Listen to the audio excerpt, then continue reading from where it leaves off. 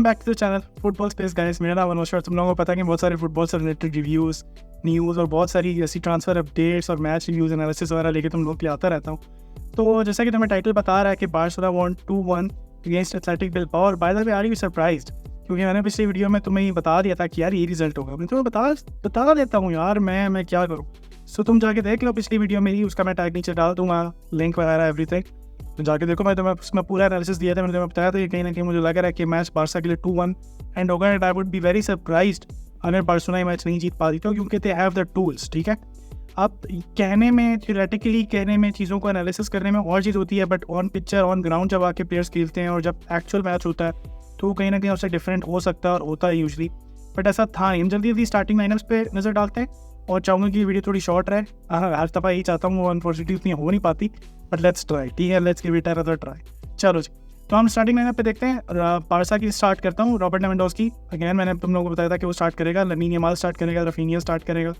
एक जगह जहाँ मैं थोड़ा सा डाउटफुल था वो था फेरन टोरेस का स्टार्ट, बट फेरन टोरेस ने स्टार्ट किया। उसके कैसे थे सारे प्लेयर्स आगे चल के बात करते हैं। पेड्री ने स्टार्ट किया in the midfield, Pedri was excellent. Mark Bernal ने स्टार्ट किया। बैक फोर की अगर बात करें तो अगेन मैंने तुम लोगों को बता दिया था कि कुंडे, कुबारसी, मार्टिनेज और बाल्डे खेलेंगे, टर स्टेगन ऑन द गोल होंगे।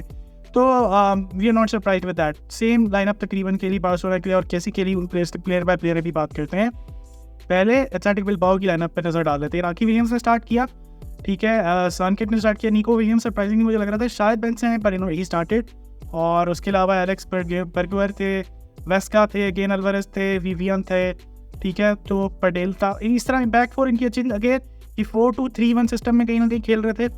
एक चीज़ जो थोड़ी सरप्राइजिंग हुई कल वो ये थी कि डबल पिवट की बजाय हमें एक सिंगल पिवट में ज़्यादा नज़र आया है बार्सिलोना के प्लेयर्स, और बार्सिलोना का सेटअप कहीं ना कहीं 4-3-3 ज़्यादा नज़र आया एज़ कम्पेयर टू 4-2-3-1, ठीक है, जिसमें यूजुअली खेलते हैं। सो वो एक अच्छी सरप्राइज थी कि Mark Bernal as a sole CDM खेल रहा था, ठीक है। हालांकि यूजुअली वो कसाडो के साथ खेलते थे और हमें लग रहा था कि शायद कसाडो के साथ स्टार्ट करेंगे, जैसा कि होता है अब तक सीजन और प्री सीजन में, बट ऐसा नहीं हुआ। Which was a surprising thing. But how well actually played mark Bernal भाई। मतलब 17 साल की उम्र में आके इस तरह की परफॉर्मेंसेस ड्रॉप करना, not just Mark Bernal but Pau Cubarsi, Lamine Yamal, these kids are not kids भाई। ये बच्चे बड़े हो चुके हैं, इन पे भारी जिम्मेदारियां आ चुकी हैं। ये वो बच्चे हैं जो मतलब कम उम्र में बड़े कर दिए जाते हैं, ठीक है, कहीं ना कहीं। तो बार्सिलोना का जो फाइनेंशियल मेस है और जो बार्सिलोना की प्रॉब्लम्स है, उन सब प्रॉब्लम्स को देखते हुए ये वो बच्चे हैं जो स्टेप अप किए हैं। ये वो बच्चे हैं जिनके ऊपर भारी जिम्मेदारी डल रही है बहुत अर्ली ऑन, तो इनका ख्याल भी आपको ज़्यादा रखना चाहिए। बट द थिंग इज कि these players are so good कि वो आपको फील ही नहीं कराते कि हम 17-18 साल के हैं। भाई इट्स नॉट नॉर्मल। 17-18 साल में प्लेयर्स यूथ लीग्स में, यूथ सेटर्स में खेल रहे होते हैं, not in the first team, और वो भी अगेंस्ट टॉप एथलेटिक बिल्बाओ। कोई मजाक नहीं है बॉयज़। टॉप 4 टीम में कंटेंडर्स हैं, टॉप 4 के, और बहुत अच्छा इनका पिछला ला लीगा सीजन था। एर्नेस्टो वाल्वेर्डे हमें पता है इनके कोच हैं, जिन्होंने बार्सिलोना के साथ बहुत टाइम लगाया और बार्सिलोना को लीग भी जितवाई है। सो एर्नेस्टो वाल्वेर्डे, और वो हराम बॉल भी खिलाता था बहुत दफ़ा, और यहाँ भी उसने ट्राई की। और अगर आप एर्नेस्टो वाल्वेर्डे के कोच भी देखो तो उसके ऐसे ही हैं कि वो कुबारसी की बहुत हाई प्रेस कर रहा था और कह रहा था कि यार हमारा प्लान ही ये था कि हम प्रेस करें इनके, पर कुबारसी ने एक भी गलत पास नहीं दिया, you know. So this is the how big of a performance कुबारसी had, this is how big of a performance लामीन Yamal had. इनको जल्दी जल्दी रेट कर लेता हूँ पहले, फिर आगे चलते हैं अगली न्यूज़ पे। मार्क एंथनी टर स्टेगन बहुत ज़्यादा कुछ कर नहीं पाए मैच में, लेकिन एटलीस्ट उन्होंने कोई ब्लंडर नहीं किया, तो उसके लिए 7/10 उनको देना चाहूँगा। जूल्स कुंडे की बात करता है। जूल्स कुंडे वॉज एक्सीलेंटो, मतलब वो बॉय इज स्मूथ, ठीक है। As a right back he is just right alongside Dani Carvajal. मुझे लगता है इस वक्त टॉप दुनिया की जो राइट बैक्स हैं उनमें आ रहा है जूल्स कुंडे, जिस तरह की परफॉर्मेंसेस दे रहा है lately in Euros and here as well. So Jules Kounde के लिए भाई 8.5/10 एक्सीलेंट परफॉर्मेंस। पिछले मैच में भी अच्छी थी, कुछ गलतियां थी जो इस दफ़ा उन्होंने बहुत ज़्यादा नहीं दोहराई। निको विलियम्स को उन्होंने जिस तरह कंटेन किया, excellent, not easy at all Nico Williams को कंटेन करना, but he did an excellent job. पाउ कुबारसी भाई एक गलती बच्चे ने की सिर्फ, जो उसने पेनल्टी दी और एक बैक पास में थोड़ा एरर कर दिया, उसके अलावा he was smooth, he was passing the ball butter. मतलब वो एक और सेंट्रल मिडफील्डर ही है जो सेंटर बैक पोजीशन में खेल रहा है। सो जिस तरह के बॉल प्लेइंग डिफेंडर्स बार्सिलोना को चाहिए होते हैं, he is exactly that profile, excellent player making. तो उसके लिए मैं उसको भी 8.5/10 दूंगा। इनेगो मार्टिनेज की बात कर लेते हैं। बहुत ज़्यादा अच्छा नहीं खेला, बहुत ज़्यादा बुरा नहीं खेला, एवरेज टू 7/10। मुझे कोई बहुत ज़्यादा इंप्रेस नहीं किया इनेगो मार्टिनेज, लेकिन देन अगेन कोई बहुत ज़्यादा ब्लंडर भी नहीं किया और अच्छी बॉल टेंशन भी की, अच्छे बैक पासेस भी किए, अच्छे फ्रंट पासेस भी किए, अच्छी जाके बॉल को रिकवरीज भी की। सो उसके लिए 7/10 इनेगो मार्टिनेज डिजर्व करते हैं। Good job. बर्डे की बात करते हैं, बर्डे वॉज एक्सेलेंट अगेन, मुझे बहुत अच्छा लगा उनको देख के, 7/5 दूंगा, क्योंकि इतना हाई इम्पैक्ट नहीं था, बट देन अगेन जो उनका काम था, he did his role very very well. ठीक है, मार्क बर्नाल की बात कर लेते हैं जल्दी जल्दी। मार्क बर्नाल 8.5/10, क्योंकि देखो यार, एक तो आपकी एज कम है, आप आगे हो, सोल रिस्पॉन्सिबिलिटी आपको दे दी गई है। ठीक है, सम हाउ सेकंड हाफ में पेड्री पीछे आ रहे थे, उनके साथ थोड़ी सपोर्ट देने, पर usually Pedri was playing up front, थोड़ा आगे, तो बहुत सारी जगहों पे बर्नाल वाज अलोन, और इतनी हाईलाइन खिला दी थी आपके हांसी फ्लिक ने कि जो लॉन्ग बॉल्स भी डाल रहे थे वो फेल हो रही थी, या तो ऑफसाइड ट्रैप में फंस रहे थे या फेल हो जाते थे, क्योंकि Bernal, Cubarsi and Martinez were excellent on the ball. ठीक है, तो इसके लिए तो मतलब 8.5 बनता है। पेड्री की बात करते हैं भाई, 9/10। Pedri is a bowler boys. Pedri के बारे में अब क्या ही बोले, मतलब बंदा मैजिशियन है, you know, he is a magician.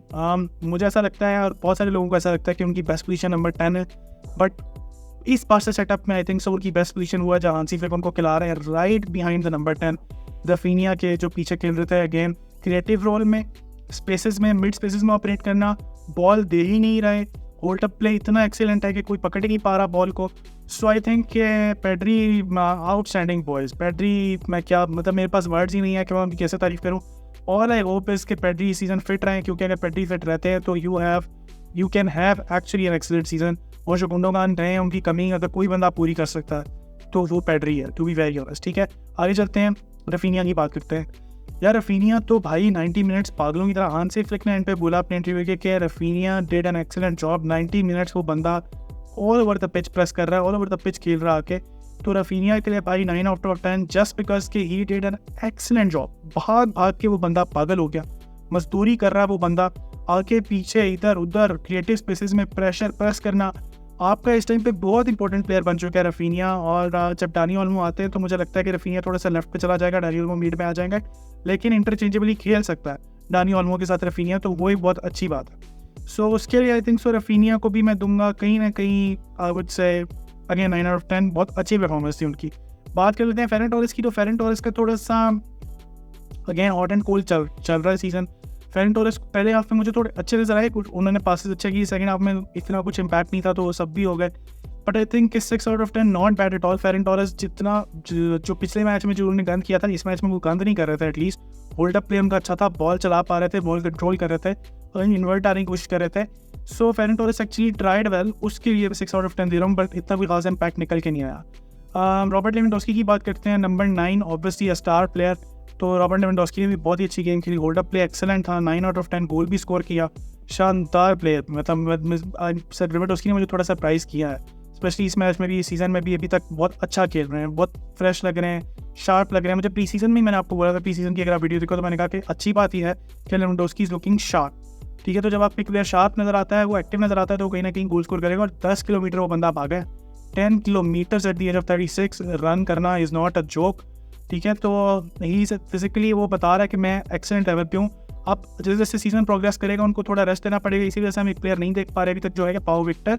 तो पाओ विक्टर आई थिंक जैसे जैसे थोड़ा लेवेंडोस्की को रेस्ट देना होगा तो आएंगे अंदर, तो लेवेंडोस्की को अगर प्रॉपर रेस्ट मिलता रहे तो he would be excellent. Lamine Yamal की बात कर लेते हैं। लमीन यमाल 9.5/10 भाई, स्टार ऑफ द शो, क्या गोल मारा, अगेन रेप्लिकेट कर दिया जो फ्रांस के अगेंस्ट उन्होंने आउटसाइड द बॉक्स शूट की थी, वही चीज़ कहीं काइंड ऑफ की पर करना कोई इतने आसान नहीं है एटलेटिक बिलबाओ की डिफेंस के आगे। सो ये lamin Yamal was excellent butter. ठीक है, जल्दी जल्दी एटलेटिक बिलबाओ की बात करते हैं। एटलेटिक बिलबाओ यार देखो, बार्सा ने प्रॉपरली डोमिनेट कर दिया उनको, आगे आके उनके टैक्टिक्स तोड़े। 4-2-3-1 में एक्सपेक्ट कर रहे थे वो, क्यों डबल पिवट से खेलेंगे, वो सिंगल पिवट में आ गए। इतनी हाईलाइन खिला दी बार्सा ने जो वो यूजली नहीं खेल रहे थे। उसके अलावा पासिंग में, हर चीज़ में पेड्री, रफीनिया उनको स्पेस ही दे रहे थे, उनको बैक पुश किए जा रहे थे। तो जब आप पीछे लेके जा रहे हैं ओपोनेंट को, वो बेचारे आगे आ ही नहीं पा रहे, और वो लॉन्ग बॉल्स खेल रहे हैं तो ऑफसाइड ट्रैप में फंस रहे हैं, और बार्सिलोना की defence was an on point. ठीक है, मैच के स्टैट्स की जल्दी जल्दी बात करते चलते हैं। बार्सिलोना ने 13 शॉट्स अटेम्प्ट की, 5 ऑन टारगेट थी, उन्होंने 8 की, 2 ऑन टारगेट थी। पोजीशन देखो 66% बॉल पोजीशन रखी है, नॉट अ जोक। ठीक है, हांसी फ्लिक के सिस्टम में जो सबसे बड़ा बात थी कंट्रोल कैसा आएगा, तो आई थिंक वो हांसी फ्लिक ने दिखाया कि भाई कंट्रोल रखना कोई इतनी मुश्किल चीज़ नहीं है। 87% पास एक्यूरेसी बार्सा की, 568 पासेस उनके, 293 और 79% थे। फाउल 16 और 11 येलो कार्ड्स इस मैच में काफ़ी चल रहे थे। 5-4 ऑफ साइड देखो आप, बार्सा की 2 हैं और उनकी 5 दफ़ा ऑफ साइड में फंसे हैं, तो इट मीन्स के बार्सिलोना आगे खेल रही थी, ऑफ साइड ट्रैप में फंसा रही थी उनको। कॉर्नर्स भी 6 और 5, तो not bad at all I would say. अच्छा मुझे इसमें नज़र आया कि एक अच्छी पासिंग की परसेंटेज और वो सब चल रही थी। उसके बाद बात कर लेते हैं अब थोड़ी सी हम ट्रांसफ़र न्यूज़ के बारे में। तो ट्रांसफ़र न्यूज़ में एक क्लेमन लॉन्गले की जो डील थी वो एटलेटिको मैड्रिड के साथ फाइनलाइज हो गई है, which is a good thing. ठीक है कि वो जाएंगे तो आपकी स्पेस बनेगी, और स्पेस बनेगी तो हम कहीं ना कहीं डायरेक्ट उनकी रजिस्ट्रेशन फाइनली देख पाएंगे। इस तरह विक्टर ओके हैं तो वो भी चले गए हैं, फाइनली उनकी भी ऑफिशियल हो गई है खबर कि वो चले गए हैं रियल बेटिस में ऑन लोन, 2 ईयर्स का लोन है, और उसके बाद देखते हैं क्या सीन बनता है। ठीक है, सो ये सीन है। इसी तरह एर्नेस्टो वाल्वेर्डे का कोट मैं आपको दिखाना चाह रहा हूँ कि यमाल इज़ लाइक मेसी, थोड़ा सा हाई प्रेस लमीन यमाल के एर्नेस्टो वाल्वेर्डे ने दिया है। बट अगेन आई थिंक जिस तरह वो खेल रहा है, जिस तरह उसकी प्ले मेकिंग चल रही है, जिस लेवल पे वो ऑपरेट कर रहा है, तो वो nonetheless he is doing an excellent job. इसी तरह देखो कि अभी एक एक और खबर पे बात कर लेते हैं, जिसमें ये कि agent informs Barcelona that transfer target is keen to make switch.